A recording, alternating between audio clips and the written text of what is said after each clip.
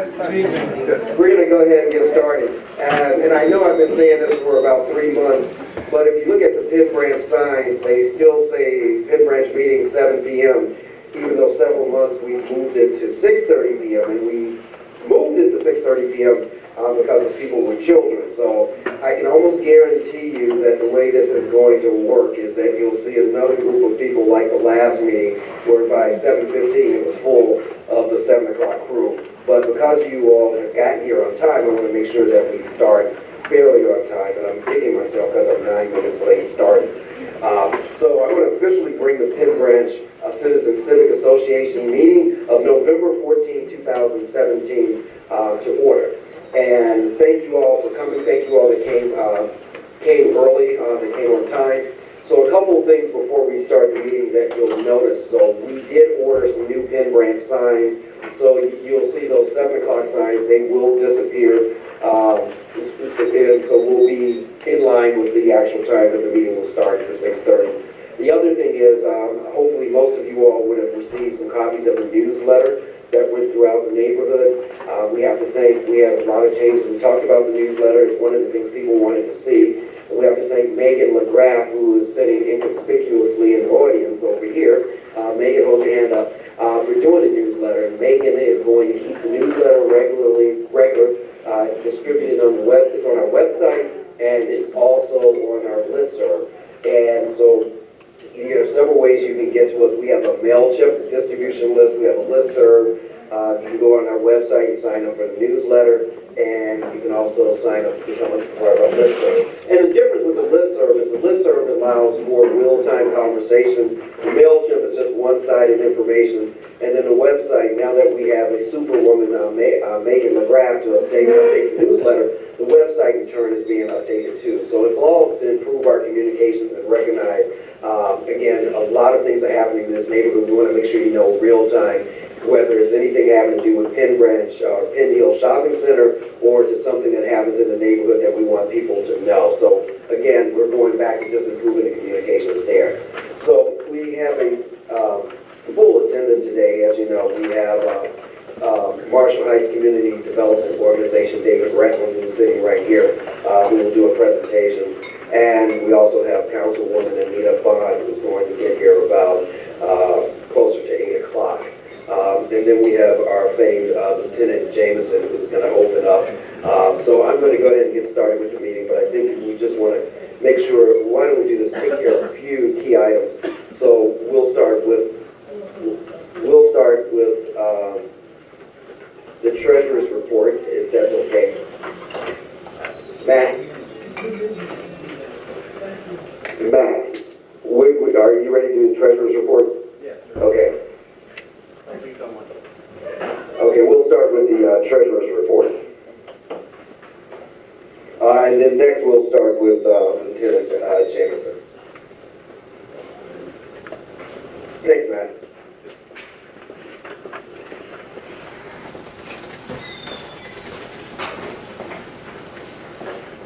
Good evening, everyone.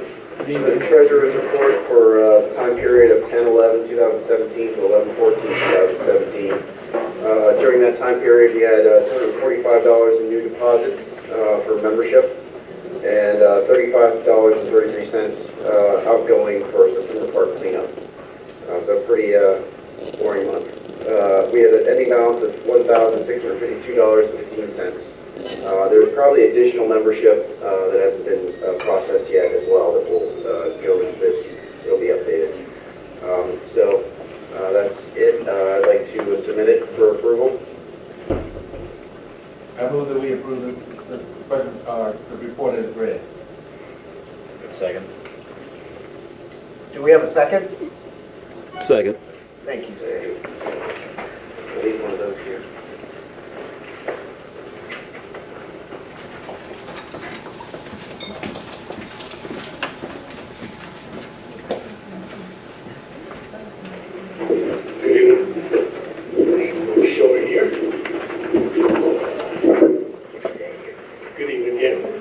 Crime in 605 is pretty is down.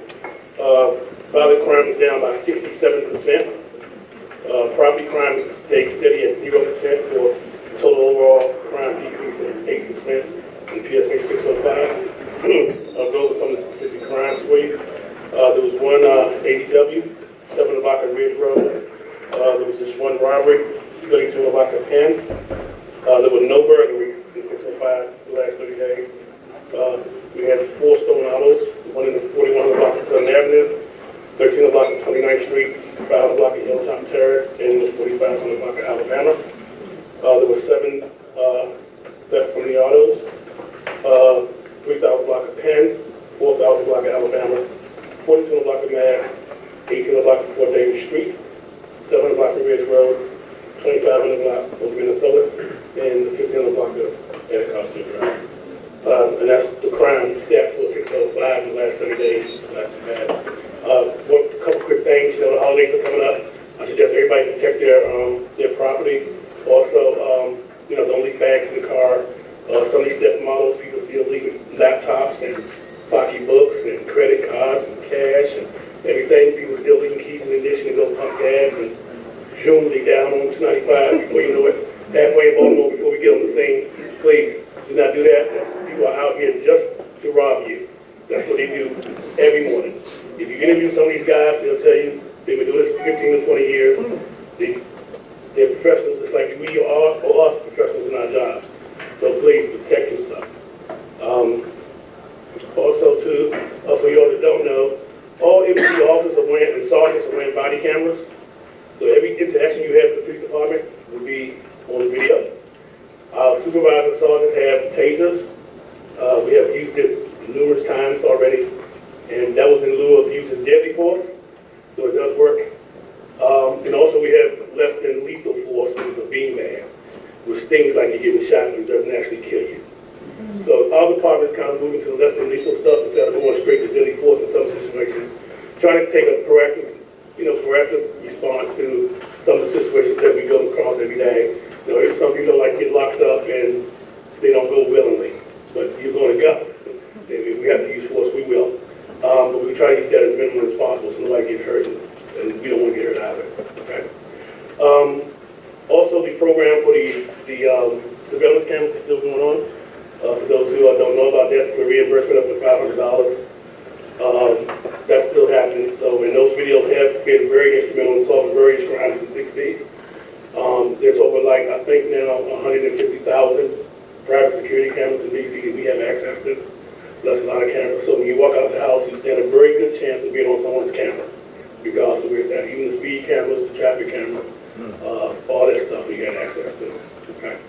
So is there any questions or comments or concerns I need to be aware of in our neighborhood? Yes, all the way back there.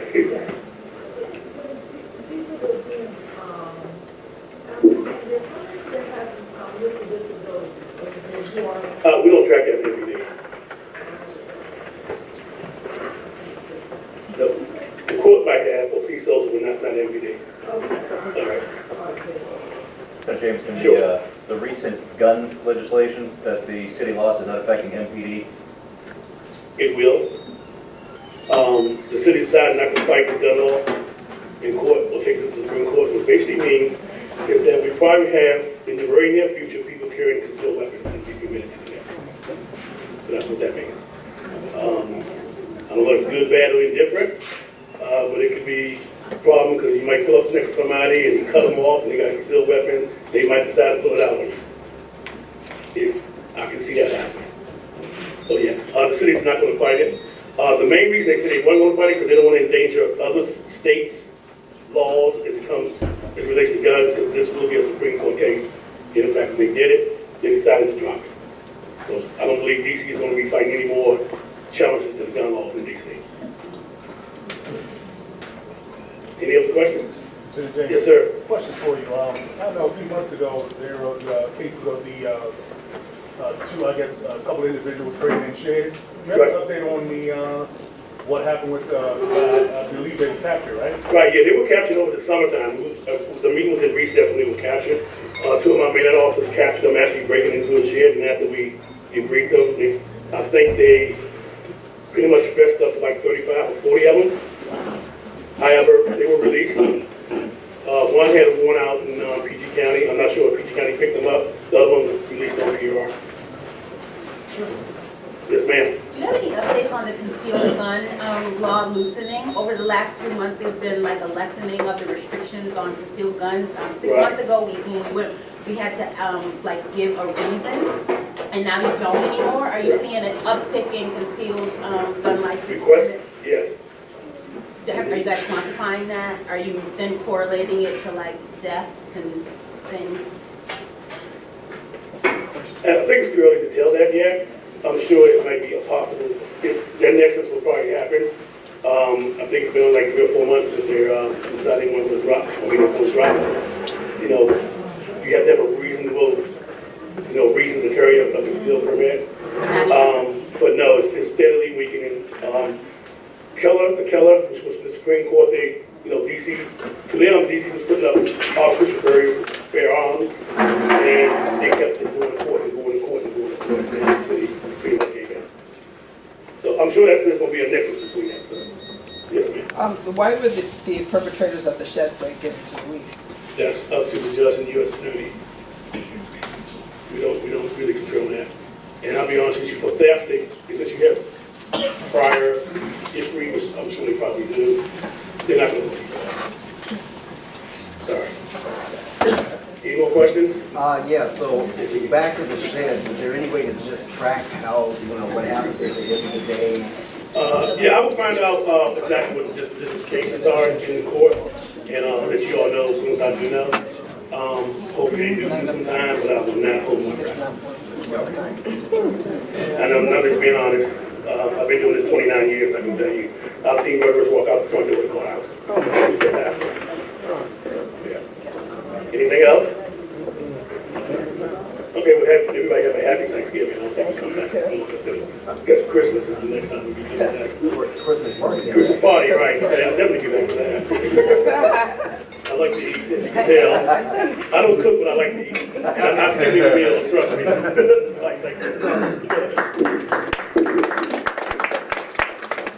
Lieutenant Jameson, thank you very much. So what we'd like to do now is bring on our first guest.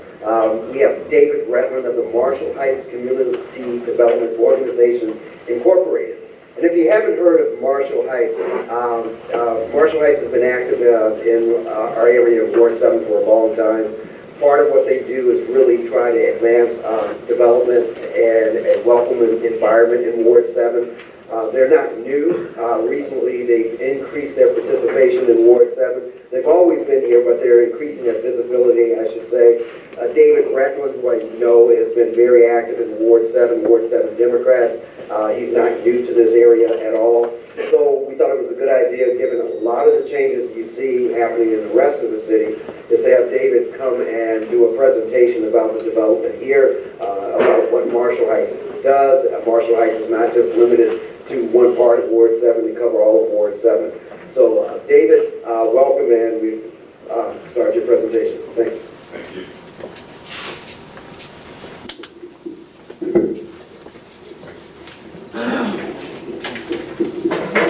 So, give you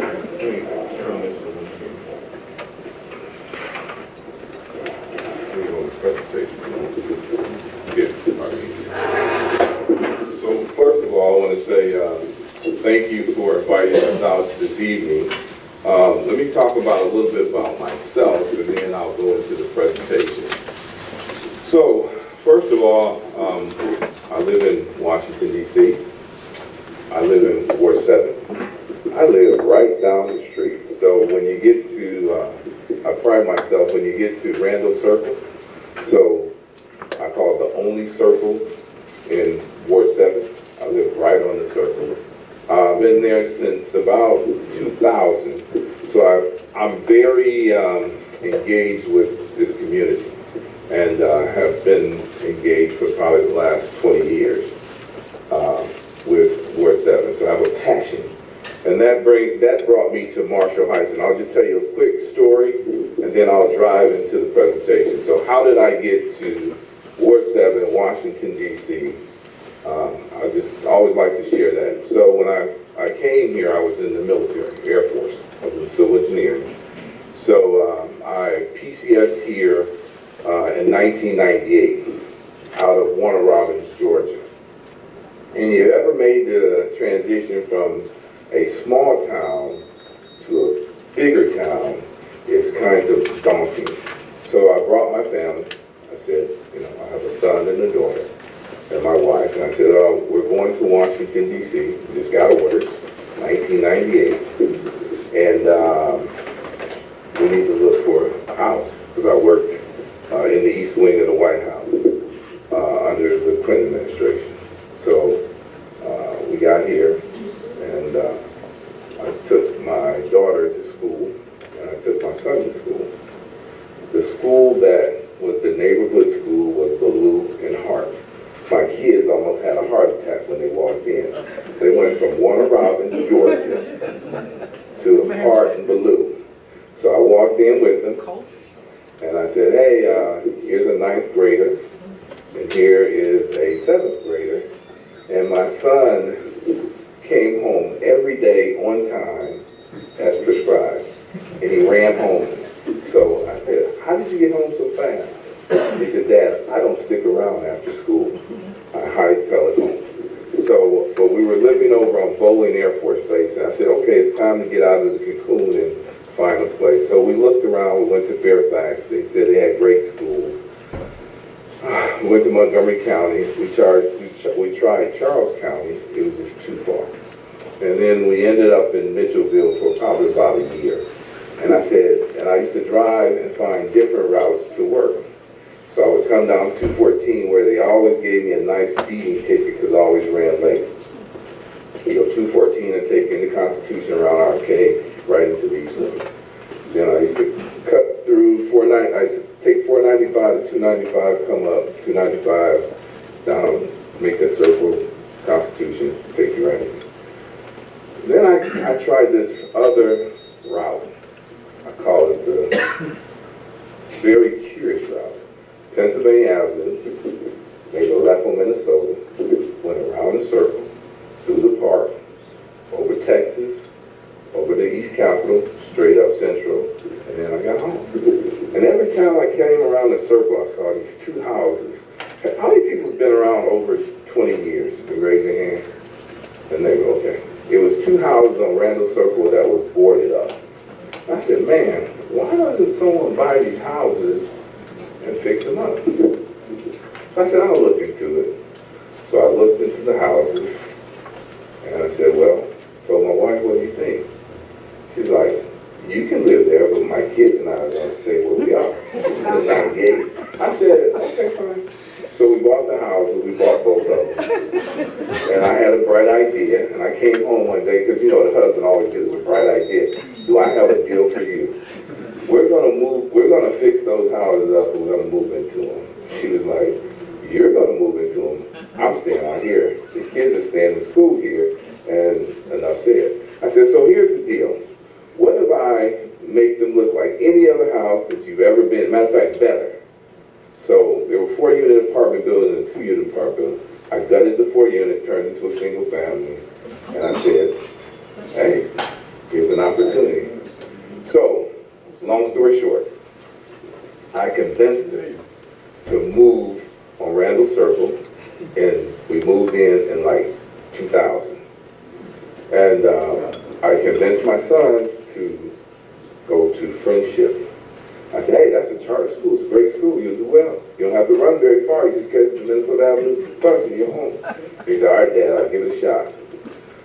So we moved in, and my kids just did exceptionally well. My son is an attorney now. He's married. He's a JAG officer in the Army. My daughter's finishing her PhD at Howard University.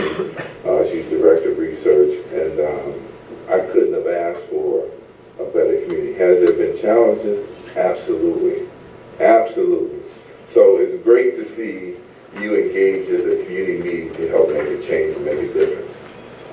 Fast forward a little bit. So how did I get involved in Marshall Heights, and what is Marshall Heights? So part of my learning curve was, I was angry a little bit. I admit that I got to be angry because I didn't understand why paper and trash and all those things were just so pervasive. But when I went to work, everything was so pristine. So I got angry. So I said, who is this? What is a council member, and where is he? And that was in, Kevin Chavis was the council member, so I painted some signs and said, hey, we need to make a change. Got this guy to knock on my door named Vince Gray. I said, what do you want? Are you gonna clean up this paper and make things better? And he gave me a few promises and, kept engaging. And fast forward, saw the city go through some changes. There's a lot left to be done in this community. And then I said, if I'm gonna make a difference, I guess, I'll find out there's a community organization. I was the vice chair of Fort DuPont Park Civic Association, I think, for 7 years. And, but I found my passion in Marshall Heights. And they invited me to a meeting and gave me some cookies, and the next thing I was the treasurer. So the point is, if you don't want to be held a position in a corporation in Ward 7, don't take the cookies. And then, after I ate the cookies, a few years later, I became the chairman of the board. So I said, wow, don't eat the cookies and don't come back for a second meal. It'll be all right. So, what is Marshall Heights? Marshall Heights is the Community Development Corporation. We say organization, but it is a corporation. It's a corporation incorporated in the District of Columbia, has a long legacy and a long history. It's been here since 1979. It's probably done more development here than any other single developer in Ward 7. And can you go on the presentation? Our staff, we have about 10 staff members there. We have, I think, 8 staff members, total full-time staff members, 2 part-time staff members. And I would be remiss if I didn't introduce my colleague, Mrs. Vivian Mercer. She'll be driving the slides today. She's part of our staff. Hello, everybody. So we've been here since 1979. We were here when development wasn't cute and development wasn't sexy. No one wanted to come across the bridge. We were the group that helped found East River Park. Used to be the shopping center and bring the Safeway here. And you can read some articles about that. There was no Safeway, no grocer, until we brought Safeway over there, and then we started that part of the development. We serve the community. We're here, we think Ward 7 first, Ward 7 people, Ward 7 jobs, Ward 7 economic development. We don't come here from California, we don't come here from Northwest DC, we come right here from Benning Road, 3939 Benning Road. That's where our headquarters is. So if you're not doing anything, if you want to tour the facility, if you want to see what's going on, that's your Community Development Corporation. Next. What's in a zip code? I like to pin this. What is in a zip code? What's in a zip code? A child's future. Your future. They say, why is a zip code so important? Does anybody know? It's kind of a question. Why is a zip code just so important? I'm thinking. Yeah, get the mic. If I gotta talk in the mic, you do too. I was going towards education because where you live, you're basically zoned for a particular school. School, yeah. Right. Absolutely. So one of the answers was education. Education. So if you're in a school or school district, they make decisions or based upon the zip code. As far as also the educational opportunities, what's the score, the SAT score, all those things that are wrapped around education in your local school, that's your zip code. And when you want to go outside of your zip code, that's a process. It's not like, hey, today I think I want to go to Banneker, or today I want to go to Wilson. What is your zip code, what's your area school, and that's where you go. So education is a game changer. So what's in the zip code? Education. Anything else? Yes. Development. Absolutely. Someone said development. Why is development important? 20019, 20020, right? So when developers decide to say, I'm going to build over here, what they do is they look at the AMI, area median income, right? If I bring A over here, do I have a market that's going to support it, right? When developers go get their financing packages, they have to have a certain number of leases and certain types of leases, right? To get the interest rate that they're looking for or the goal to develop that project. Otherwise, they ask for subsidies, right? The city has to subsidize because the AMI for that zip code is universal. You don't have to be in Washington, D.C. to pull it up. You can be in France, you can be in Qatar, you can be in to buy. Those are the investors that are saying, hey, if I put money here, will I get a return on my investment? So education, economics, right? Crime, your house, right? You wonder why your house is valued. They run comparables, right? They say, if I run a comparable with, 20020, what is that going to tell me? It's going to tell you a lot. Who lives there, the demographics, and they make decisions on investing in that area. So what's in the zip code not only is a child's future, but your future. Next.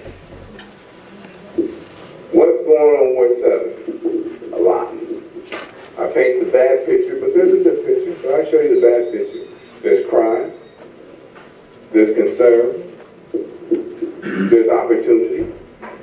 So what I say is that civic associations, ANC members, they need to be involved to decide on what will go and what will happen in your community. And you're the stakeholders, you're the game changers. Next. So, a lot of people say, oh, not in my neighborhood. Yeah. So it's this concentration. So the district continues to push out. And people have to go somewhere. And people go based upon zip code, right? Affordability factor, based upon the zip code. So what we see is U Street doesn't look like U Street. Does anybody think U Street looked like U Street 10 years ago? No. All right, I was down the wharf. I went down to the wharf 3 times. 3 times. I went for the opening. I went just because, I didn't get to see everything, so it was so crowded. And then I took my son who came in town. The reason why I went down the wharf, so I wanted to know what was the art of the possible. But if anybody remember the wharf, it was Holgate's, H2O, Phillips. Where did all that go? Where did those people go? So somewhere, as the district pushes out, people have to come somewhere. And what happens is they go where they can afford. So we need to kind of, I call it balance, right, the distribution. There's a little east of the river, but there's a little up in northwest, there's a little in southwest, there's a little everywhere. And I call that the distribution factor, so everybody gets the lift. Next. So, again, I'm a big statistic guy. I listen to conversations a lot, but numbers drive me. So I said, okay, show me the change over time of how my neighborhood is changing. Because remember, I live here and I had to convince my wife. So we're not going to let too much happen where, I have to renege on my promise. So we're going to be all in and all invested. So we need to make sure that there's a mixture across the city. Next. So that leads me to Marshall Heights and the community development. So Marshall Heights is the game changer. They're a community development corporation. It was a concept started a long time ago in Brooklyn, and Jack Kemp was the director or the secretary of HUD, and he said, I got an idea. If we empower communities and provide financial incentives for them to do development, who's in the best position to decide on what that looks like? The community. So they developed this thing called community development corporations. And they incentivize these CDCs to do development. Now, the District of Columbia has a different spin on community development corporations. And why? Because big developers don't like community development organizations or corporations. Why? And because it empowers the residents in the community to be at the table to make the decision. So if anyone knows how a big corporation operates, they go to a board meeting, they make decisions, and they're measured on metrics, performance, and timelines, right? Anything that impacts their metric, their performance, or their timeline is not a good thing. So you don't want somebody to go, excuse me, I got a question. Why is there not more transportation there? Oh, not a good answer because you may slow down the project. So, what I would say is I would submit to you is that if you want to be engaged and you want to be a game changer in your community, get involved with your CDC and lobby to make change through your CDC. If you see a project, ask the developer, well, did you talk to the neighborhood CDC and what did they have to say? What was their opinion? Did they opine that this was a good idea, or did they opine differently? So, CDC's work to enhance conditions oftentimes involves neighborhood organizing, a process critical for empowering residents and gaining political power. That's what I think I said. I'll just say it again. It's black and white. So when the developer comes for Penn Brent Shopping Center, you can ask them, have you met with your CDC? Next. So our history, founded in 1979, development projects Marshall Heights, Mayfair, Skylands, Parkside, Denny's, facade improvements, Meadow Green. So the list goes on and on and on. So we also encourage home ownership.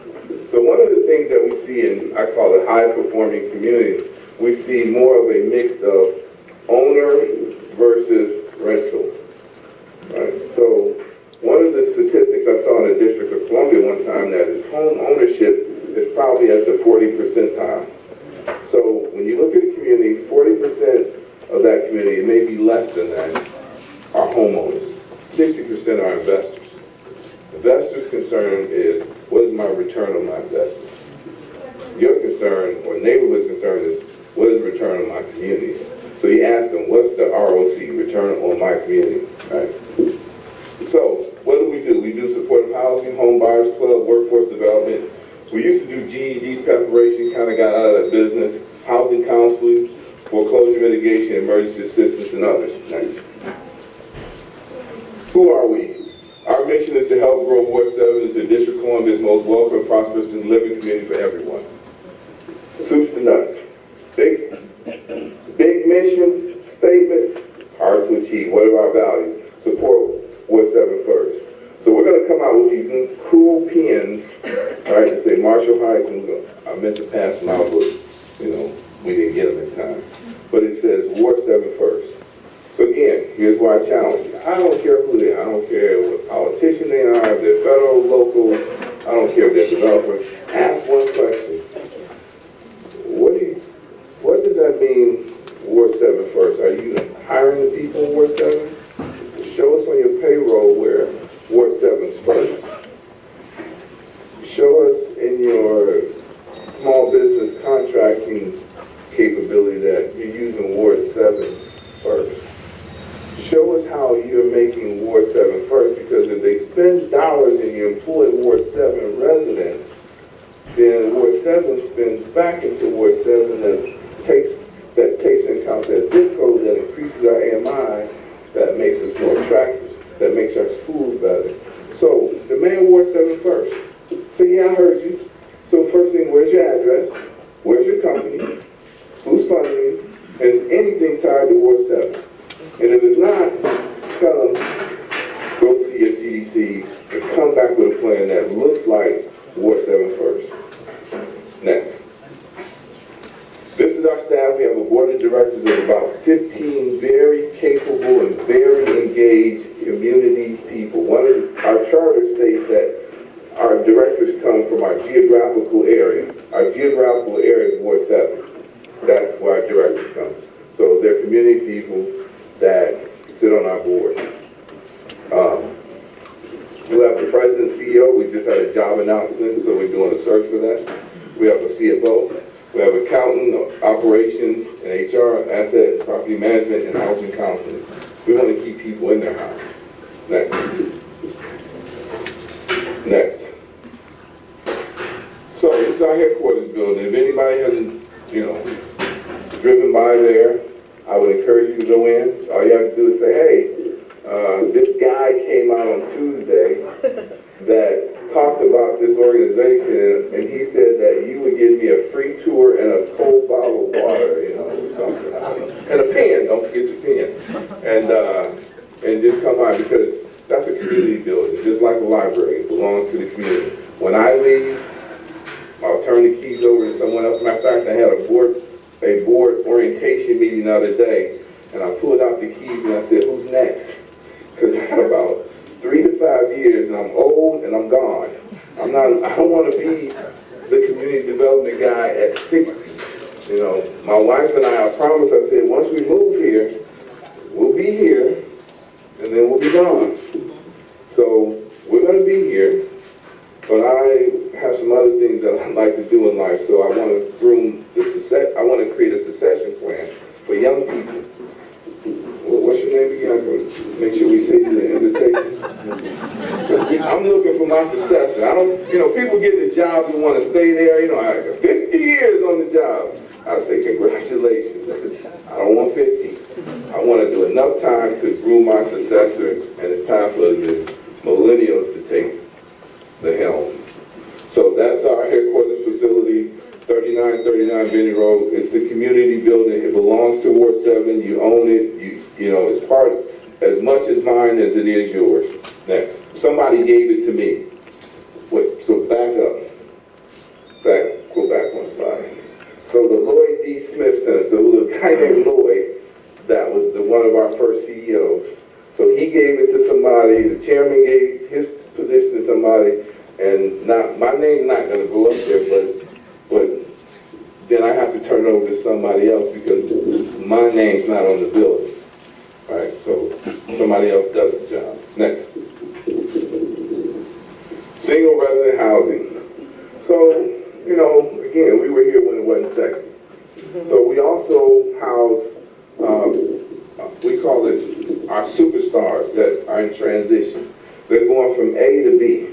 So we operate a single residence housing complex on Nettie Hill Boroughs that we take in people that are on their way somewhere else, and we help them with that transition. Next.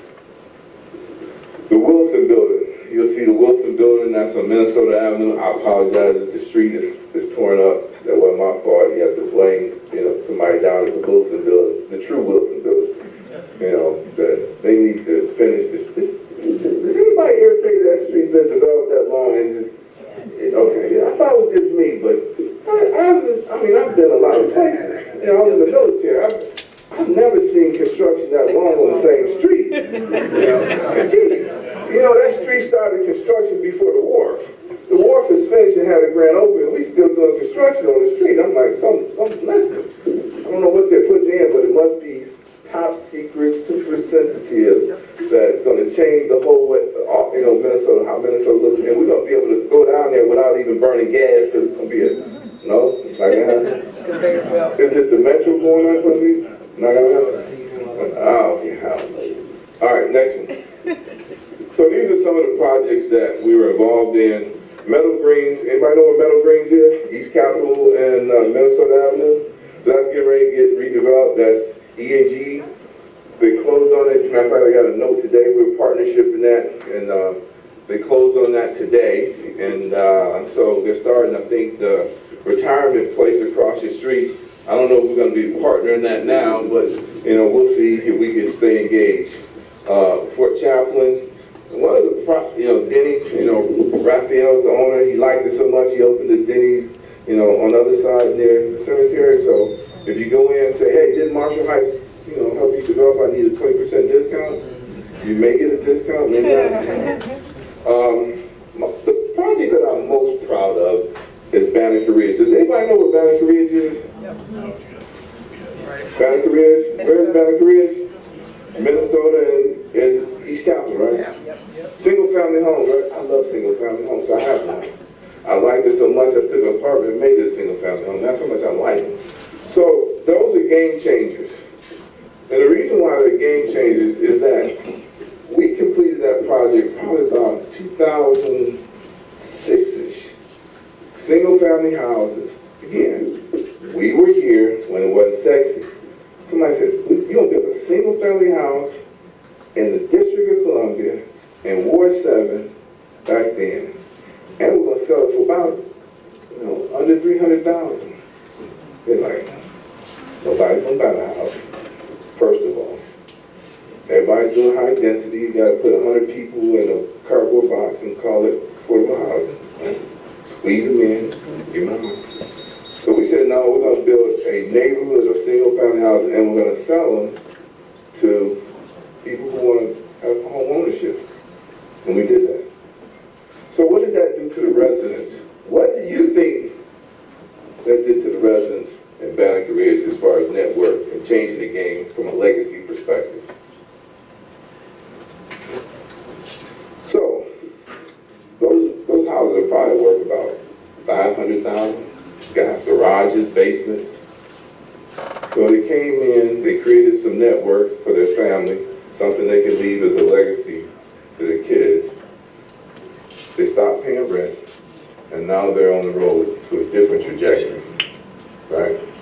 So what I'm gonna do for Christmas, I'm gonna knock on all their doors, and I'm gonna tell them, are you gonna invite me over for Christmas dinner? Because somebody owes me something, right? See how many takers I get. But Banneker Ridge is the model if we want to be the game changers for Ward 7. We need to create more, I call it, single-family workforce housing, right? Affordable, single-family, home ownership, that changes the game. Next. This is what Skyline was supposed to be, the one on the right. It is a nice, how many people have been to Skyline? So we're partnering Skyline, we just had to back out for a minute, but we're gonna go back in because some, I call it some nuances about the CDC's own stuff and whatever. So, has anybody been to Skyline? Does it look like that? No, I get out of here. Yes, it does. So, that project started before the war started. That's like Minnesota Avenue. These are the projects that keep giving. We have to figure out a way, because it's like I could stand on Skyline on Alabama Avenue in Good Hope, and I can see the Capitol. And that's even when I've been down, I can still see it because there's nothing there. There's nothing in my way, in my view. It's a straight view. So I think there's some things that we could probably do smarter. One is to figure out some transportation capabilities to attract better, I call it, retailers or whoever's going to move into the site to make it more traffic. Because what did I start off with? I said, what is in a what? A zip code. That's in a zip code. Right. Mayfair Mansion was a development we were involved in with CPBC, and boy was that challenging. And I have a story for that, but I'm not going to bog down the meeting on what happened there. But it was a Marshall Heights bright idea to have home ownership that went south, because home ownership, selling homes for under the value in 2008 just didn't happen. The market crashed, and selling homes, condominiums, it wasn't homes, for a certain price of what you could build just did not happen. So we had to retreat a little bit, but we retreated to safety. So there's two parts of Mayfair Mansion. There's the apartment side and what was supposed to be the condo home ownership to give it kind of that stability. And I wish it would have went better than it did. Next. Safeway. Remember I told you Safeway? I said, who brought Safeway here? And I think I was the only one who knew that question, but I can prove it. New Safeway in Northeast brings hope to area. And if you read the fine print, it'll say MACDO. That will be us. We're the CDC. That's what we do. And so we have a civic responsibility. I went into Safeway, and I was, again, I told you how I got here. I kind of jumped into stuff by accident by people offering me cookies. So I like cookies, I'm sorry. So I went in to get some cookies. My nemesis, right? Cookies. If anybody, there ain't cookies back there, chocolate cookies? Yes. All right, just put a couple aside for me. That's how I got here too. I'll probably be running for something in here if they give me some cookies. I'll be one of your, secretary or something. Just give me a couple cookies, I'll sign up for something. But anyway, fast forward. So, well, go back one. So there was not a really good retailer. So Marshall Heights reached out to a few people, Safeway. That was back in, I call it the Lloyd Smith era. And we said we needed a better grocer here. And we were able to bring Safeway. So I said, hey, if they did it then, I guess it's my job to try to steer the organization to do something with Safeway, because I went to get cookies and the line was around the block. And I said, man, it's a horrible time for cookies, I guess. So I got a little disappointed. I talked to the manager.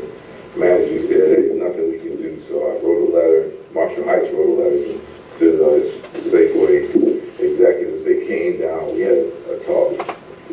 And I said, this is ridiculous. Our building sits right behind Safeway. We brought you here. This is back in January, February time frame. And I said, what can we do better? You guys need to step up the game. So I became part of the task force. Marshall Heights started to put a little bit of pressure on Safeway, saying they have to do better because I was under some false information. I hate it when I don't have all the facts, because I'm a fact guy. You gotta tell me the facts, show me the empirical data, and I can make a good decision. So when I found out that somebody told me, gave me some misinformation that Safeway this was the highest grossing Safeway in the District of Columbia and Eastern Seaboard. So I told the guy, I said, hey, this is the highest. He said, no, we're losing money. I said, oh.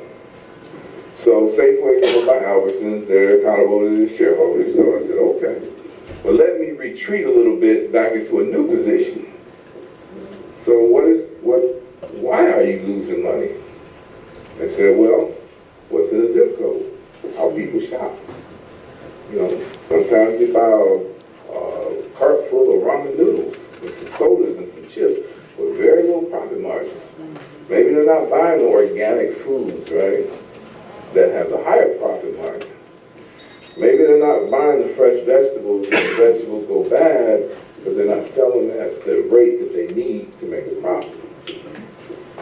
Maybe when the consumer goes to the Safeway, he goes with no money, but he's walking out with a lot of groceries.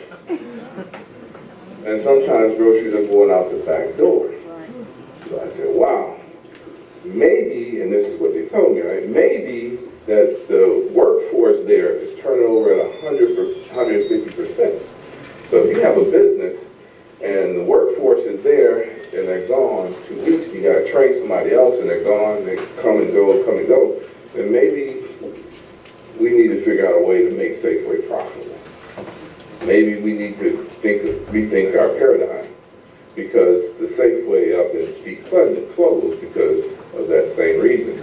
And do we want to put so much pressure on Safeway that they start to look for other opportunities where they can make money? So I said to myself, well, from a Marshall Heights perspective, we brought them here. How do we engage them smartly where they are making a profit, and what can we do to encourage, I call it, a different model. So we're thinking about that and we're working on it. And I think we're going to need the community to get engaged and help Safeway be successful. Because if they're successful, we're successful, right? Just the way it is. And if they close that Safeway, here's the issue. Here's the issue. Like most of us, raise your hand if you have a vehicle. Raise your hand if you have 2 vehicles. All right. So, if Safeway closes for most of the people in this room, we get in the car and go to AST. All right, we go to Wegmans, we go to Trader Joe's, we go to Whole Foods. But for some people in this community, if Safeway closes, that transportation issue becomes a big issue. So we have to be careful to make sure that Safeway is successful for the people who are not maybe as privileged to just get in their car and go somewhere else to shop. So that made Marshall Heights rethink their position and say, I think we need to be more community-minded. How can we engage Safeway to make them successful instead of bring out the sledgehammer and beat them over the head until the point where somebody on the C-level, right, and that corporation says, it's a bridge too far for me, close it. Now what do we do? So that's just my kind of 2 cents. So community engagement is really important. We have to figure out how to make people who come in our community successful, but still meet certain criteria. Next. So Marshall Heights, again, you keep hearing me saying Marshall Heights, we've been there. We've been to the top of the food chain, and Lord knows we've been to the bottom. So the top of the food chain that's our past chairman on the right side, and the President of the United States, Bill Clinton, I think they were over at Langston Golf Course, hitting a few balls. We hosted the president. And then, does anyone know that lady in the far back in the yellow? Trivia question. Queen Elizabeth, right? So, that, Queen Elizabeth called Queen Stroll, that we developed a little street that was a dirt street. Queen came out, went to see what Marshall Heights was doing, and with Barbara Bush, and met one of our original board members next. So I always say, okay, my stump speech is, what can we do? This is what you're doing now. I applaud you. You're spending time in your community, you're taking time away from your family or your favorite television show or eating dinner or watching a movie to come out here and be civic-minded, community activists. So, from a Marshall Heights perspective, we're going to do a lot more of, I call it community engagement, right? Coming out, talking about the corporation, what we do, what we have to offer. And what I would like to do is, our committees are not just restricted to the 15 board members that are Marshall Heights.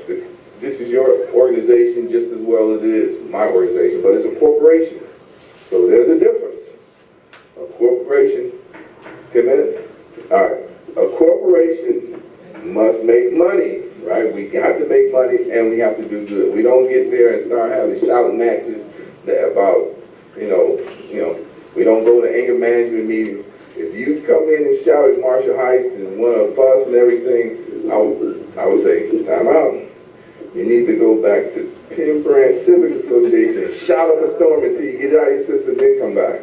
Or you need to go back to your ANCs and demand and jump.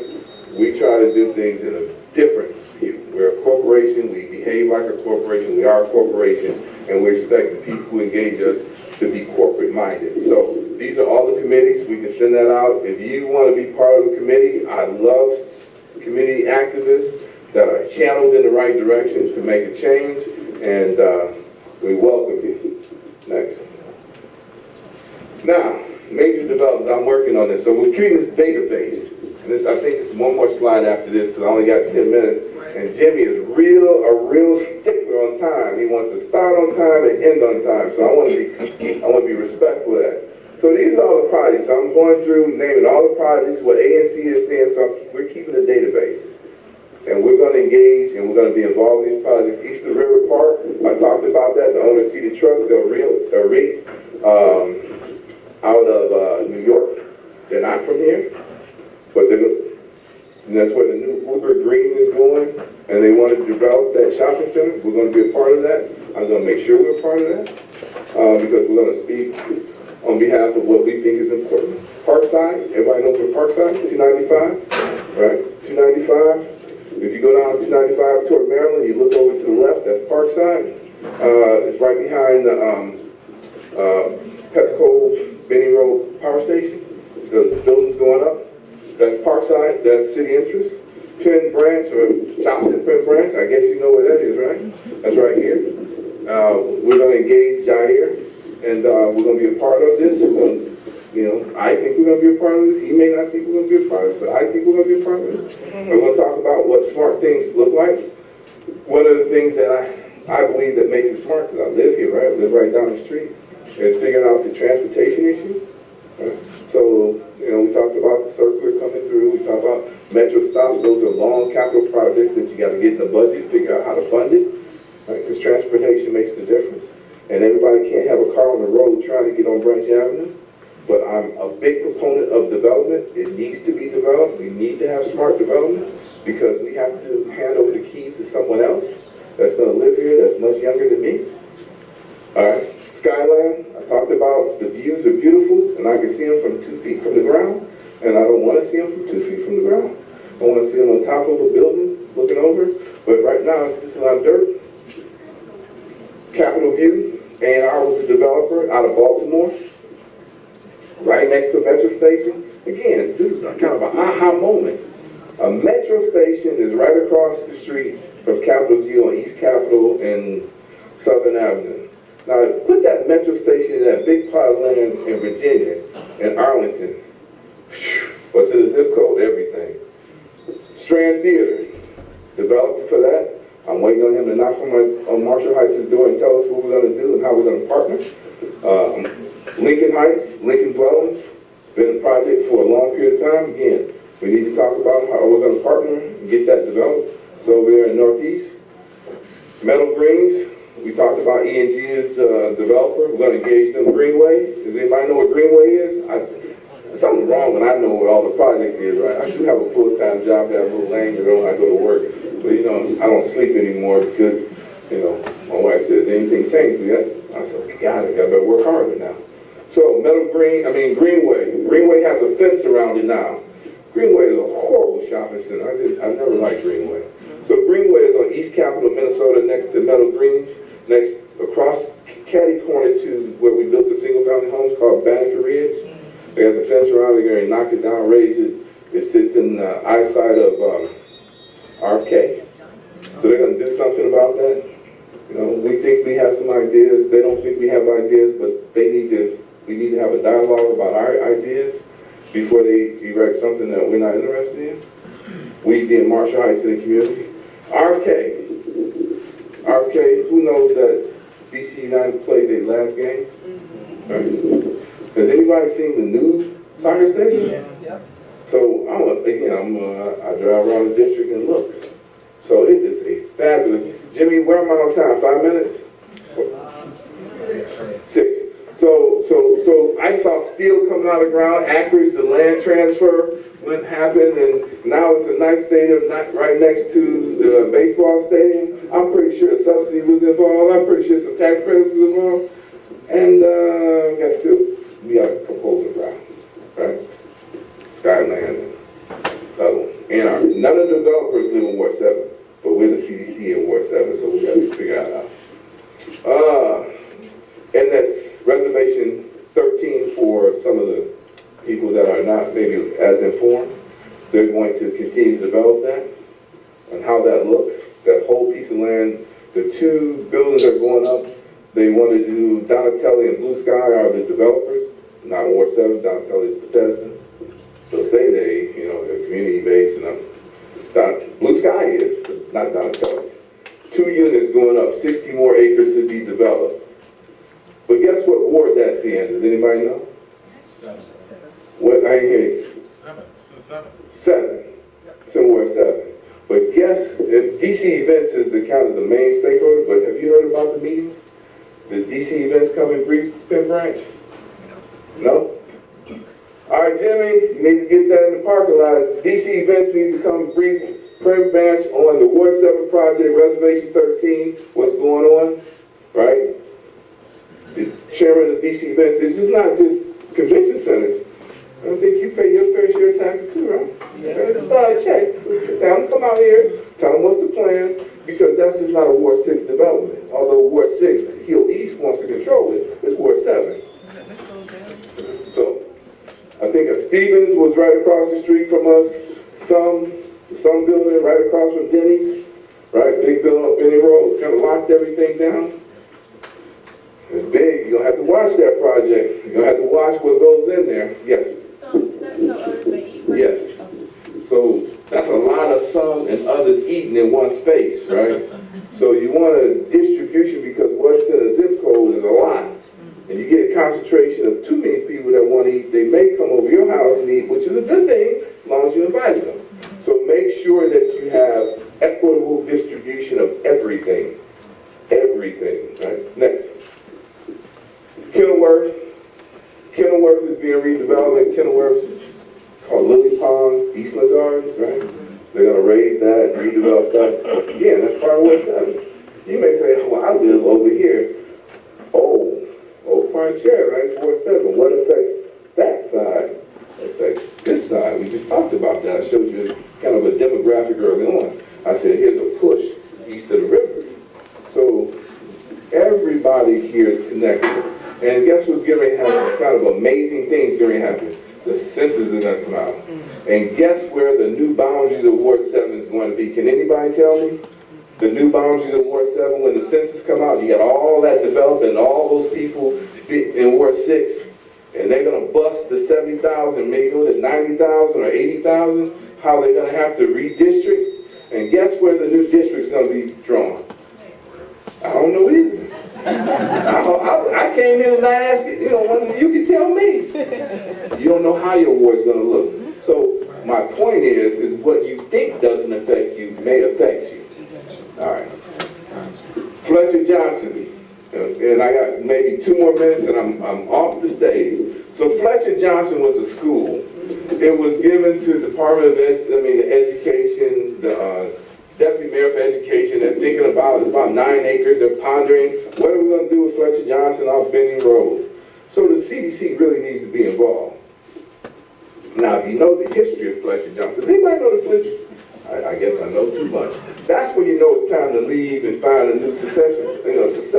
When you start knowing more than everybody else, you're like, time for me to go. So, I say that to say this. So, the history behind Fletcher Johnson and that whole development site, has anybody ever heard of Penn Cemetery? Penn Cemetery was a cemetery for slaves, right? Slaves couldn't afford to bury themselves, so Penn developed a cemetery, and that's where, right across from Woodland, right? Woodland Cemetery was on one side. So they already developed that. I hope that is smart development as they start developing, because they may find some things that they weren't looking for. So Marshall Heights plans to be a part of that project. Right now, KIP wants to move, and people are kind of positioning themselves. But here's the question. Are they based in Ward 7? Are they going to make Ward 7 first? Are they going to hire Ward 7? Are they going to bring the contractors and subcontractors from Ward 7? Are they going to have training programs to get Ward 7 residents ready? If they're not doing it in your ward, what makes you think that they're going to spend in your ward and stay in your ward? That's kind of a temporary, that's kind of like speed dating. You come in, you talk for a minute, you go to the next one. So what's happening is a lot of speed dating.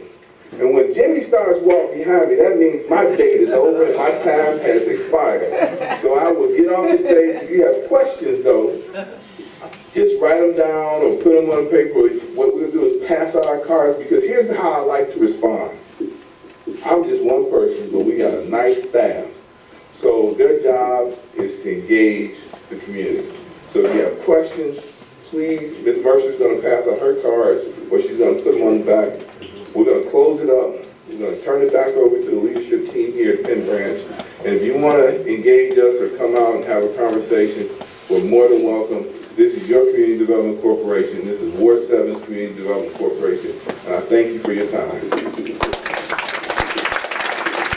Thank you, David. Thank you, appreciate it. Again, if you have any questions, David is available. He'll be in the back of the room, so I encourage you, if you have any questions, feel free to answer. We're going to give them a few minutes to break down their equipment, and then we'll start with our next speaker. So again, as a matter of fact, while I procrastinate a little bit, if you have any general questions, one note of housekeeping that I'm going to ask is, a lot of you all did ask about what happened with the Penn Branch Shopping Center meeting.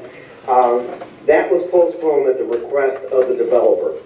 The developer wanted more time to meet with the community, more time to work out with some issues.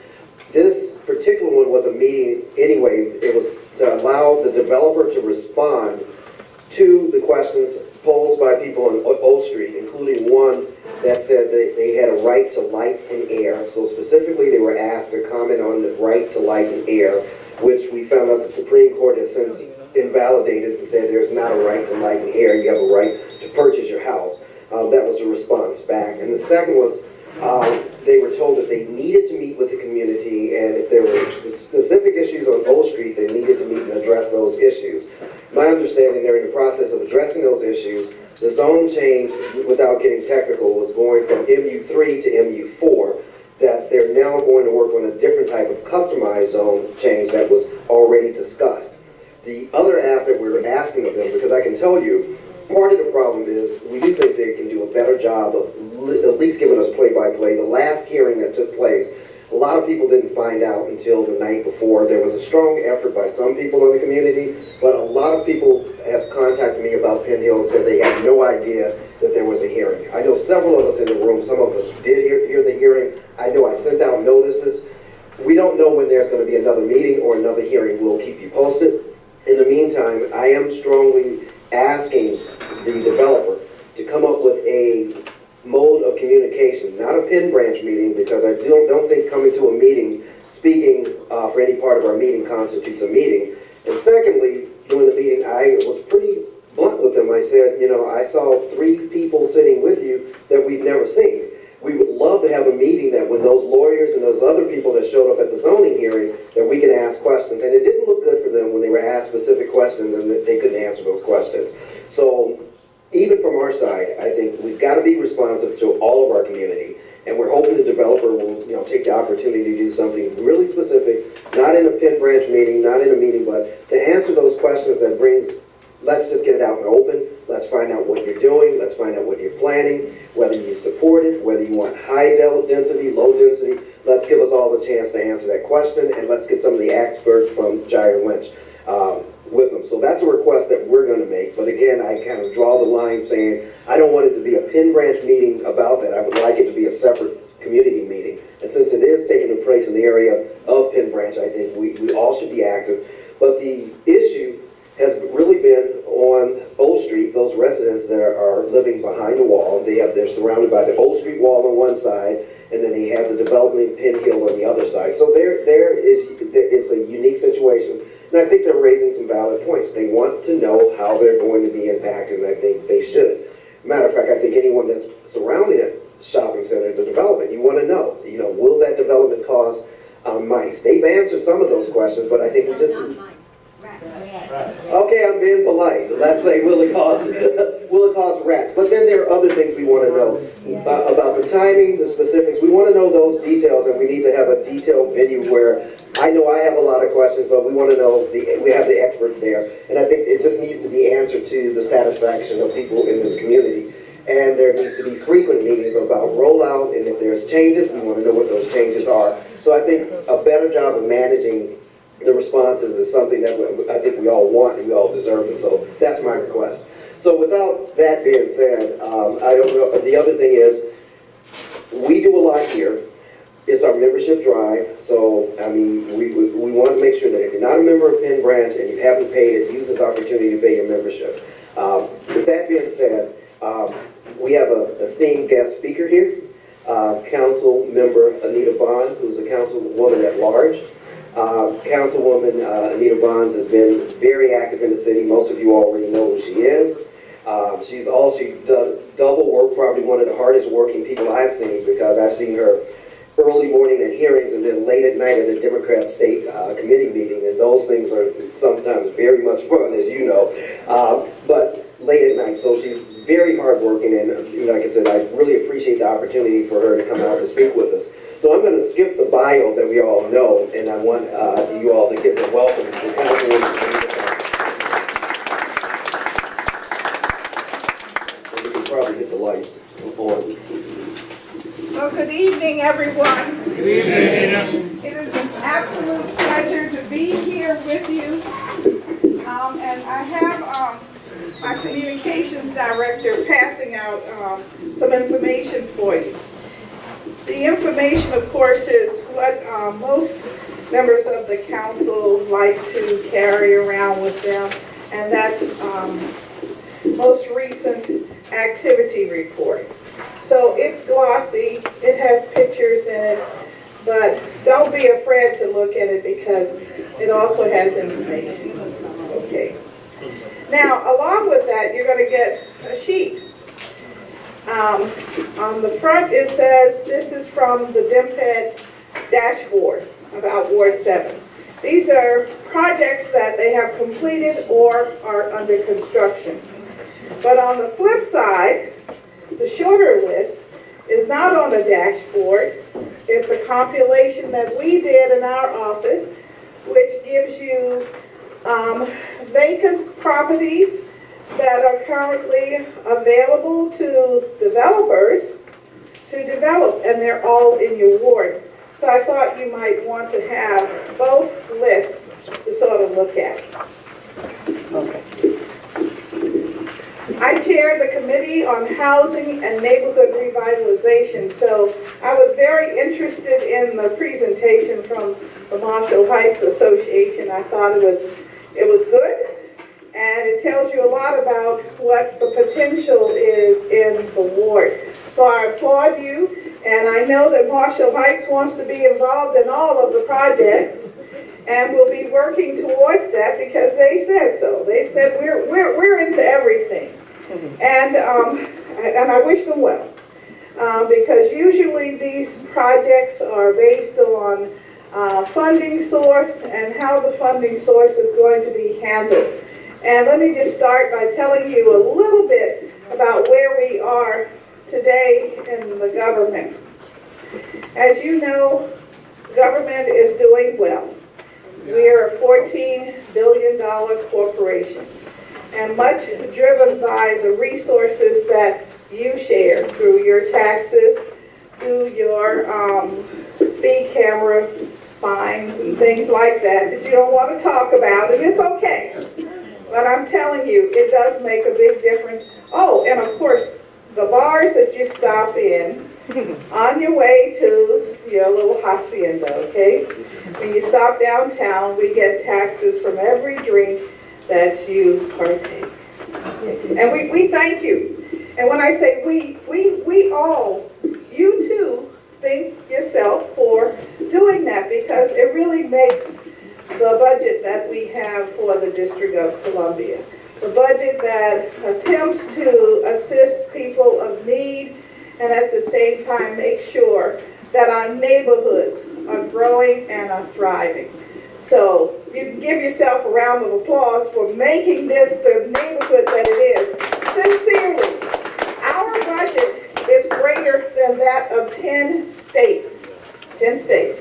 That's really very significant, especially with us wanting to be a state. And so we would be at the bottom of the barrel. We would be up there. So that's kind of important. But this evening, I wanted to talk to you a little bit about housing.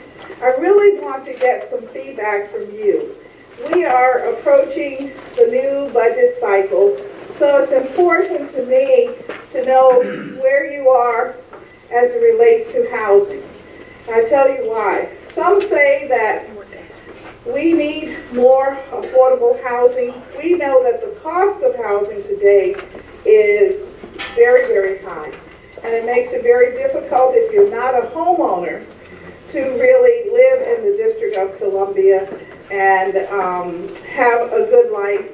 I know that some of our younger residents spend as much as, yes, you're one, spend as much as 75% of their income on housing.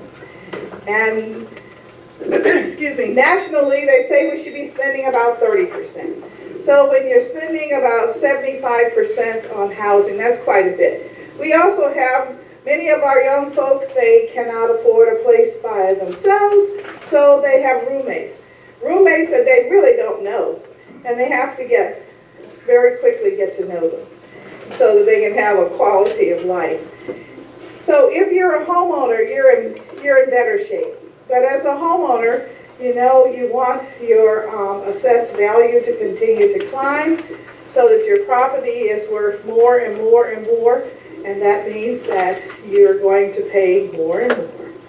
Now, one of the things that I did when I first came on the council almost 5 years ago was to advocate for seniors and persons with disabilities that had lived in the city for over 25 years and owned property, that they would cease paying property tax. And we got the bill through, particularly if the individual had income of under 60,000 household income. And it became law. And 2 days later, the council, in its wisdom, decided, oh no, we're not going to implement this new law. We actually are saying now that everyone should pay some property taxes. So I learned a little bit. I'd only been on the council a few months. So I learned from that.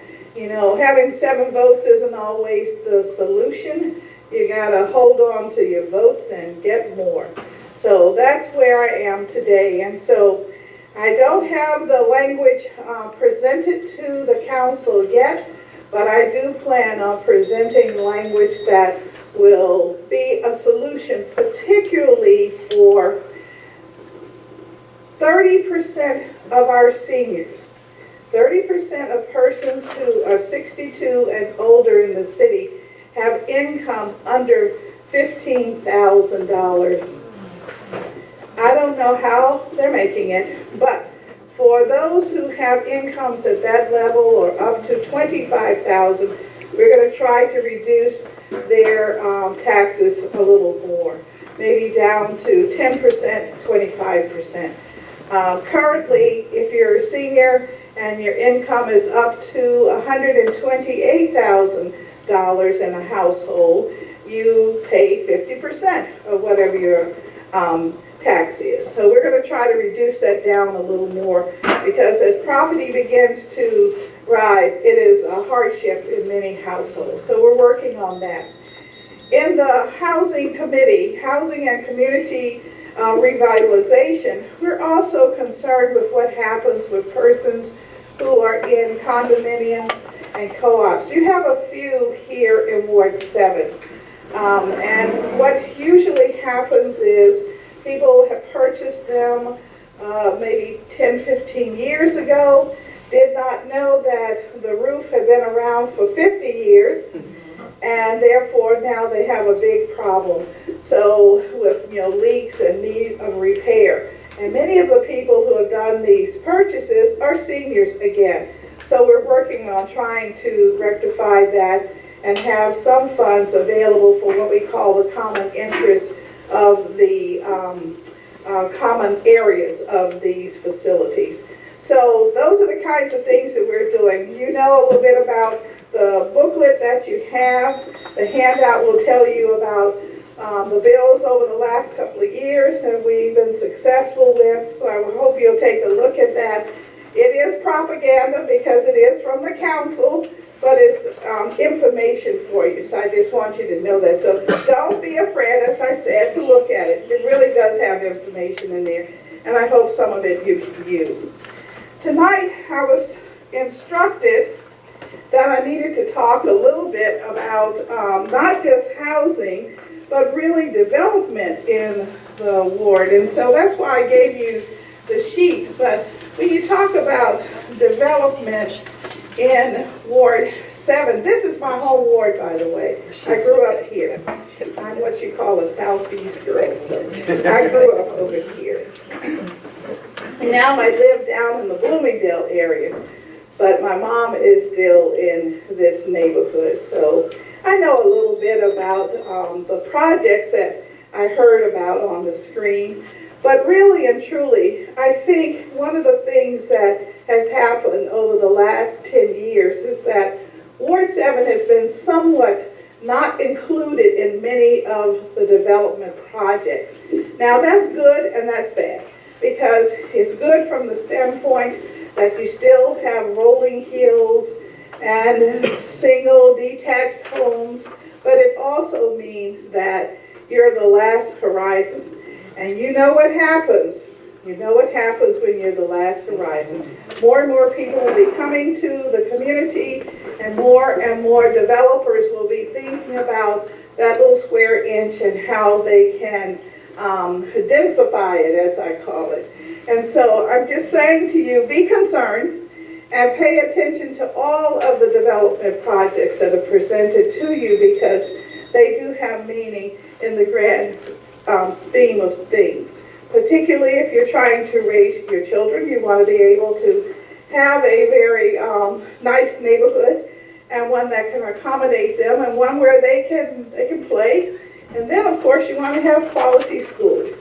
Now that's an area that we as a city, we say we're doing better, and we are, but we're not doing better fast enough for many households. And so we need to work on that. And I say, if you're not involved in your neighborhood school, you need to be involved in your neighborhood school. Am I not right, Ms. Williams? Yeah. All right, okay. She wants all of you out and engaged, because that's the only way you're going to make a difference for your community. So I think that was the two items that I was to cover. Thank you. All right, well, we could talk, but I want to hear from you. I think that that's much more rewarding. I want to know what's on your mind, what it is that you would like to see the council doing, and what you'd like to know about how we are thinking we're going to spend your money, or how you would like us to spend your money. Because most likely we will have at least $14 billion budget in 2019, maybe a little more.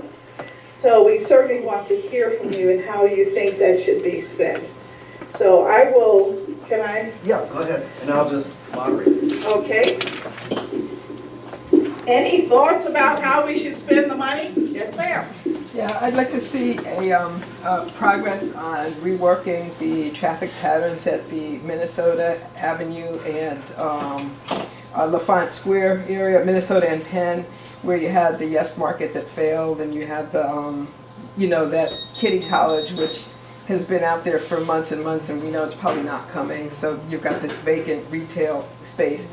But that whole intersection has got to be reworked, redesigned, because it's impossible to navigate by foot, bike, or cars. All right, well, that's a tall order as it relates to DDOT. They have about 6 such intersections across the city where they're just problematic. They're not pedestrian friendly at all. And the traffic coming in from the suburbs, as I call it, it has to flow. And we're going to have more of a problem if we do not find a solution to our metro issue, as you well know. The solution is that we need to have the dedicated tax, one that would be only 1%, but all of the jurisdictions affected have to participate in it. And the federal government needs to participate. 40% of the ridership on Metro are persons coming into the city to federal jobs. But the feds do not want to contribute to any greater degree. So that's a big issue for us. So our roadways are going to become even more important than they are today. And I have to ask, do you have bikes, lots of bikes here? How does that flow in the morning when bikes and cars are trying to make it together? It doesn't. It doesn't. It's too many. Well, I can tell you one of our biggest complaints, you know, we have bicycle racks, Yes. but there's nowhere to ride them, no bicycle lanes in and out of the neighborhood. And if you can find one, it starts on one block and then jumps over 10 blocks later, as if I can fly my bike over there. But yeah, it's not a consistent plan. Well, I think that's the case in many parts of the city. I live in a neighborhood that has lanes, but the bikers don't use the lanes. You know, every time I discover a little roadway I can go on to get to my job, here the bikers come. And I can talk like this because my son rides 90 miles every weekend, okay? So I told him, I said, as your mom, I can speak about it, but it's very challenging, particularly for the cars and the bikers on the same roadway. Very, very challenging. This morning I saw a woman who, on her bike, and she was in the lane, and this truck decided he's not going to wait at the light because the light is green, but you know, we can't get across the intersection because there's a backup. So he comes around, he almost hit her. You know, he just decided he was not going to wait. And I mean, those kinds of situations happen. And I tell people, those on bikes are flesh and blood. They don't have that protective metal and fiberglass that we do in vehicles. But that still doesn't seem to be the solution. We all want to get to work on time, and we want to make sure that Metro's on time, et cetera, et cetera. So it is a problem, but I will take that back, most definitely. Yes, sir. Good evening, everyone. My name is Mr. Horn. I'm on Branch Avenue.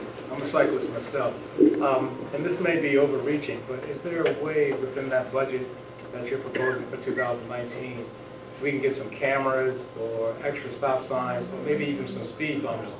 I'm speaking of which because I'm on Branch Avenue. And that little stretch from Pennsylvania Avenue down to Randall Circle, well, that's a speedway. And a lot of I don't know if they're residents of Ward 7 or they're coming from the suburbs, but people that come through this community, they don't stop at stop signs. It's a tap and go. And sometimes it's just a go. And there are elderly people in this neighborhood, there are children in this neighborhood, but nobody seems to be raising a fuss. The police that allegedly police this community don't do anything. I think there's a lot of donuts coming out of 7-Eleven, and they're kind of chillaxing. So I don't know if you have any ideas, or the people on your committee have any ideas, but it's a very serious matter. And I've seen cars speed past police officers coming from Pennsylvania Avenue down to Randall Circle just to get on to Minnesota Avenue. And there's not nay fuss about it. So. Well, I know that we have a Citizens Transportation Committee, and are you aware of that? And do you have members from this organization on it? We have one person. Okay. So. I'll share it with her, Robin Murphy. All right, well, that's important because, again, we want to cut down on the fatalities for sure. And more than that, we want to have people kind of slow down. But I tell you, what I see in the morning, it's very difficult to get people to slow down in the morning. Very difficult. Yes, ma'am. I just wanted to ask, why don't the cyclists have whistles? It's a vehicle, so a whistle would be just like a horn. I just think that they need to have whistles when they're riding. We have bells, They're not allowed. yeah, you just don't, because if your music is going and your whistles are up, you're not, like we've been hit a few times, almost hit, not hit, almost. But it's just that they don't. I don't think they're obviously trying to hit us. It's just they don't see us, and then you're like ding ding ding ding ding. You're like literally like on the bell, and it's like, oh, they don't hear you, they don't see you. I think that it's a bigger transportation issue. With the horn, with the squeeze, honk honk, but that's Still not. I'm just trying to see if we can come up with any ideas for solutions. Well, I was going to say, I think we're kind of skirting around a bigger transportation issue of that Pennsylvania Avenue is bad. The worst part of my commute is getting out of the neighborhood to get on Pennsylvania Avenue, so I don't understand why we can't have the timing of the lights. Like, that seems like something that DDOT should be able to handle, which probably doesn't impact the budget, but it would change the quality of life for all the people that live around here. And then also, I can't help but think, when we're talking about housing and adding new people and adding new developments, that's more traffic. I'm not excited. I want some stuff. But I'm not excited about more cars when I understand why people do illegal things in the morning when it takes you 20 minutes just to get out the neighborhood. I get it.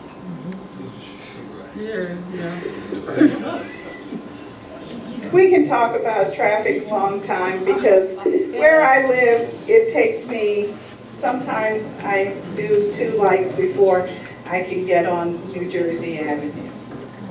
So I know what you mean, but I don't know how we beat this horse any deader than it is, but we know that it is a big problem. I do know that DDOT announced 2 months ago that they were beginning the process of looking at every light in the city, traffic light, and they were trying to create a schedule that works. Now, I guess an association like yours could help them by making sure that they have a sense of volume of traffic that is coming out from the side streets onto Pennsylvania Avenue. Now, they probably have done traffic studies, but I think when you add the anecdotal information, people can see it a little clearer than just numbers. And of course, you and I know that the more noise you make, the more likely you're to get resolution. And this sounds like a problem definitely here in this community. Nothing else? You know, I see two questions over here. Hold on, let me, one more. Mine was just a comment. I'm Kevin. I live at the bottom of Pennsylvania. On the upside, I want to say the 39 bus is a wonderful bus. On the downside, it's wonderful when it shows up, which is The bus. 50% of the time for me anyway, where I live. But it's a great bus, and I see it as a commuter bus for those of us who work. The W4 where I live, that's basically the public school bus. But most of all of us sitting on 39 are just going to work up Pennsylvania Avenue. But like I said, it's kind of hit or miss where it shows. I know that's not your purview, but I just wanted to throw that out there to everyone. Let me ask you, are you in favor of increasing the bus fare? I saw your eyes, but I mean, for me personally, I work for the federal government and they pay for my bus. So I don't really, I'm not trying to put everyone else out there, but they do. I'd like to see the bus show up. Yes, sir. So I think I would be in favor if the quality of the transportation becomes better, right? I think, really, I think if the public transportation gets better organized, where you have dedicated bus lines, for example, I think Pennsylvania Avenue could be definitely accommodate dedicated bus lines. Buses have the ability to control the lights. So there are many solutions like that, right? So I'd be happy to pay $1 more if that gets me downtown 10 minutes quicker. Right. Right. But I think if the bus is stuck with everyone else, right? If I walk faster the 2 miles down to Potomac Avenue, then I get from here to there. I mean why should I pay more? Right? So I think there's a quality issue and definitely smart things that can be done. And I think these things need to be done to really justify the increases that are proposed. Thank you very much. I'm glad to hear that recommendation because we just had a discussion about it this morning down at the council. And the issue is Metro is asking for us to help remedy the financial situation. And one of the things they're thinking about is increasing the bus fare. And I always get a little exercised about that because the bus fare affects people in the city. The Metro fare affects usually people outside of the city. And already we are carrying the larger load with Metro. But I appreciate your comments because they make a lot of sense. The only thing is, the motorists will probably be concerned because most of our main streets are not wide enough to create the kind of lane that we would like to have, or we would reduce the auto lane to 1 lane in both directions. And I'm not sure that would fly. And then if we add a bike lane, when we talk about these things, we've got to begin to visualize what we're saying. But I think, I think this is, if you talk like this, I think you're sort of like taking away the ability to really think about smartly how we deal with traffic and with bus lane. So I think I think there are other ways, like why don't we build a big parking lot somewhere outside where the commuters can park their cars and come in. I mean, I think why don't we keep the cars out? Why is there not a congestion charge in the city? I think there are very good ideas and models out there that we can look at and that can address some of these issues. So I think keeping the cars out of the city would be a very important goal, right? And I think I don't see that talked about at all because that's a really sacred cow because everyone wants to get from the door at home to the door at the place in the car. And that can't be the solution necessarily for the city. Well, one of the things that the District of Columbia is restricted from doing is levying what we call a commuter tax. And that's why you don't hear a lot of discussion about that type of process. However, there is a bill before us now. It's a carbon tax. So we're talking about the environment. I think that's a way that we get to where we need to as it relates to auto congestion in the city. So we're looking at that very closely now. Yeah, yeah. Yes, sir. Are you familiar with the slug line?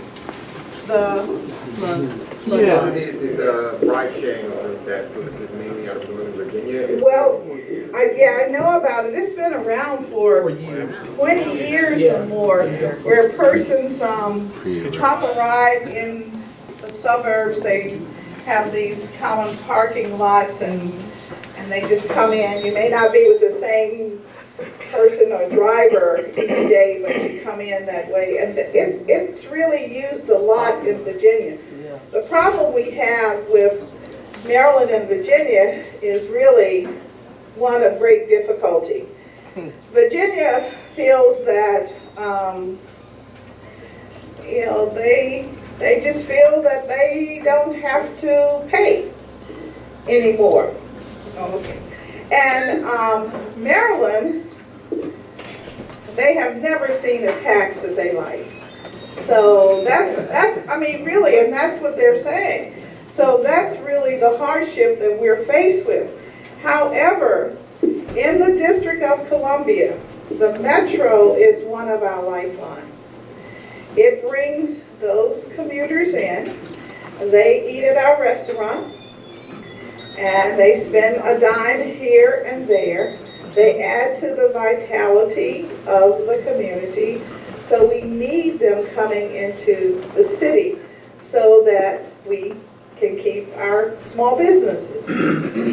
But it is a very difficult choice if we, the District of Columbia, have to foot the bill for the metro.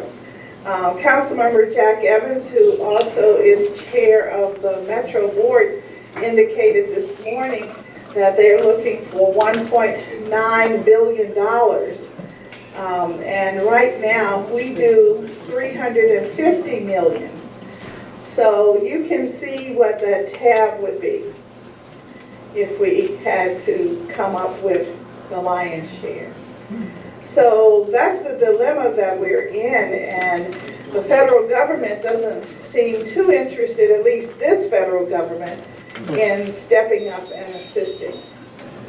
So, but sooner or later, we have to come up with a solution, because I think we have about 1,400 cars, and we have major leakage in the tunnel on the Red Line.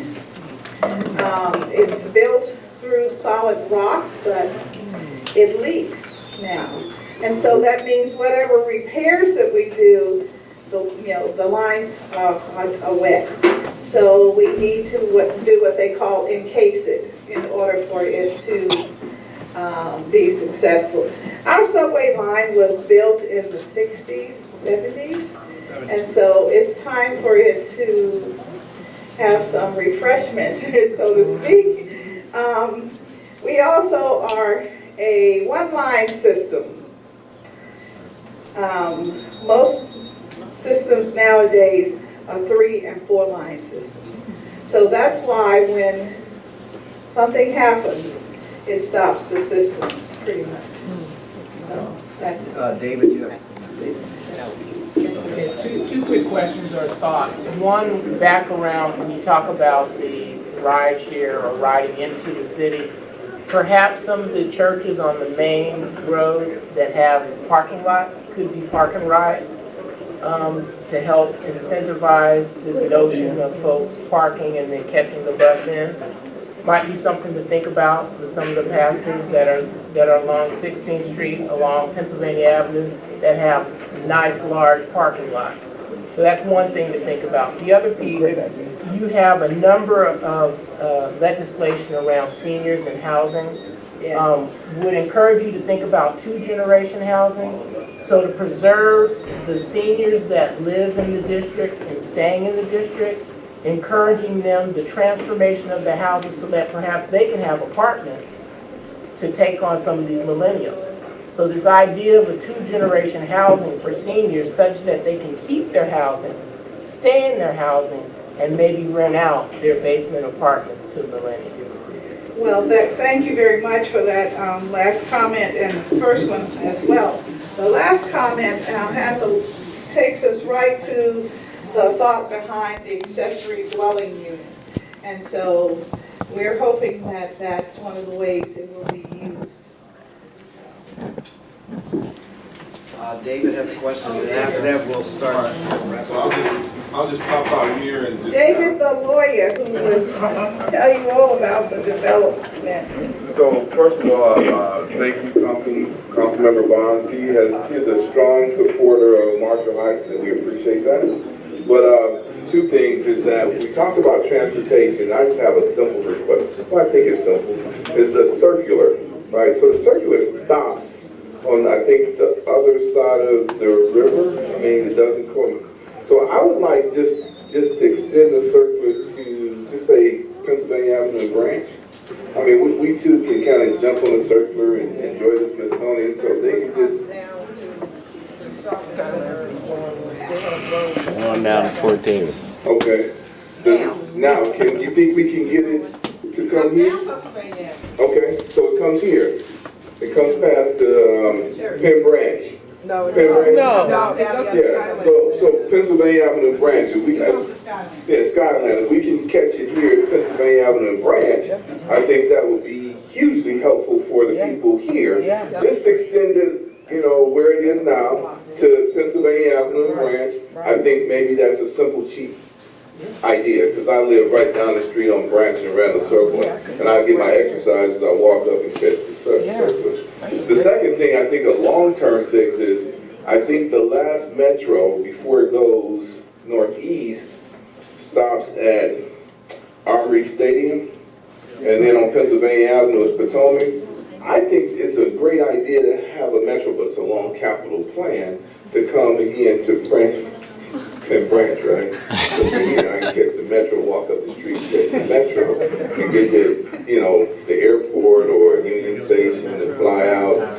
So if we can do that, I will contribute all of $20 to help close the funding gap. So if you can take that back to Jack and say that he came to a Penn Branch meeting, you got funding, you don't have to tell him how much, for a metro station at Penn Branch, and everybody raise your hand that thinks a metro station in Penn Branch is a great idea. See, unanimous. And the circular?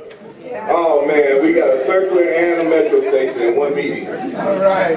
Well, thank you all for your ideas, but of course you all know that the metro was originally designed to be a commuter way of transportation, to bring in the federal workers and take them out and alleviate transportation issues on our streets. And here we are today stuck with it. Because we're now, because we're a thriving community and we have our needs at the neighborhood level. I'm hoping that when we have some of the planning sessions where you get to talk a lot about transportation, that you'll come out and share your ideas. I think it would be very, very important. But of course, my committee is, my committee is housing. And we've done a lot with seniors because seniors, the Office on Aging is also in the committee, as is the returning citizens, the ANCs. Those are the kinds of things that are there in our committee. But one of the things I'm most concerned with today is what will happen with the federal budget. Because if the federal budget decides to cut out some of the items that are currently used to help build affordable housing we will have difficulty here. You may know about the DC Office of, it's really the Housing Finance Agency. It's private in that it's independent from the rest of the government, and for the most part, we use it as our bank. And there's a process called private activity bonds. And that's the process by which the federal government enables these housing finance agencies, there's one in each state, to actually transact business, to raise money in order to build affordable housing. And if we are hit by this tax being, opportunity for this tax to be reduced, or if it ends, then we in the District of Columbia will be stuck with maybe enough resources to do a year and a half of projects. And so we're very nervous about that right now, because while we've talked a lot about transportation, and I'd like to tell you, well, we've got to be like Puerto Rico, unfortunately, and figure out how to make do with what we have, for now. That's not the solution. But the solution for us with housing may be that if Congress takes that kind of action to eliminate this process, then we may be today seeing pretty much the end of opportunities for affordable housing in the city. So we're a little concerned about that, and I hope that it will not happen, and I hope that good Democrats and some good Republicans across the country are paying attention to this, and will know what it will mean. It'll be devastating to urban areas like the District of Columbia. I just wanted to ask, how can the government allow that to happen? Well, if you've been paying attention to how this federal budget is being developed, I call it budget, but it's really their tax bill. The goal is to make sure that those who've been making a lot of money, I think it's called now the 2%. One time it was the 1%, now it's the 2%, that they continue to have substantial profits. And in order to do that, it means that other parts of, I guess, the tax resources, which are what we put in when we pay our taxes, it has to go in that direction, as opposed to some of the social programs that it has characteristically been allocated to. So that's what will happen. So just not on a downer. Come on, let's get back up. We don't want to be on a downer. Now, I don't know how many Democrats are in this room, but I suspect quite a few, given what's going on at the national scene. But seriously, I hope that you, if you're a Democrat, if you're not a Democrat, just being a member of society here in the District of Columbia, that you applaud what happened the other day in Virginia and other places around. And I especially applaud it, and I hope the women here do too, because us women, we did it. We did it. We brought home the bacon, meaning that we can bring home the whole hog into the future. And that's how we're looking at it. Today I had the honor of going to a luncheon. That's why I'm saying all this. I remembered the luncheon today with Nancy Pelosi and women members of Congress. And they were just celebrating, and I felt very honored to be there with them. I got an invitation from one of the congresspersons to come. And that's why, because in the District of Columbia, in the last presidential election, we did more volunteers, made more phone calls than any other jurisdiction in the country, including California. So, if you participated in that in any way, trying to get out the Democratic vote, Thank you very, very much, and I hope that you'll continue to do that. And I know people are saying, what is a Democrat? A Democrat is you and me, and those of us that believe in community and want to make it strong and solvent again. So, thank you. No, so thank you very much. I greatly appreciate it, Councilmember Bonds, for coming down, taking his time. Thanks a lot for you all. I know we have a lot of questions, so stay tuned. We'll post other announcements on the website. By the way, based on the conversation here, we're already looking at our next speaker. I think it's appropriate. We've been talking about getting somebody from DDOT here. I hear a lot of transportation questions, and I figured let's just get the director of DDOT and address those questions, because everything we've talked about, from housing to Penn Branch to development to the bicycles, they all point to one person. So why don't we, unless you all want somebody else, let me just ask now, what do you think? Okay, so we'll do that. And the final thing I'll say is, if you're sitting next to somebody you don't know, before you leave, introduce yourself. Our neighborhood is growing quite a bit. We have houses that, I know the Williams Coalition in the back, ignore them. By the way, we do have Karen Williams, our State Board of Education, Ward 7 representative, but she's also president of the State Board of Education citywide. So it's good to have that in Ward 7. So thank you, Karen, for all you do. And I was a campaign manager too, so. But anyway, thank you so much. Hey, wait, was that a shout out for me or you? Yeah, definitely for Karen. Karen, quite seriously, Karen and Earl, thank you. David, thank you very much. Councilwoman Bonds, Councilmember Bonds, thank you very much.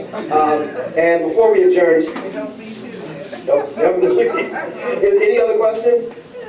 Okay, so thank you. If there's no questions, stay tuned. The website will be updated. We know who we want for the next meeting. Thanks a lot. Introduce yourself to somebody going out, and I officially make a motion to adjourn this meeting.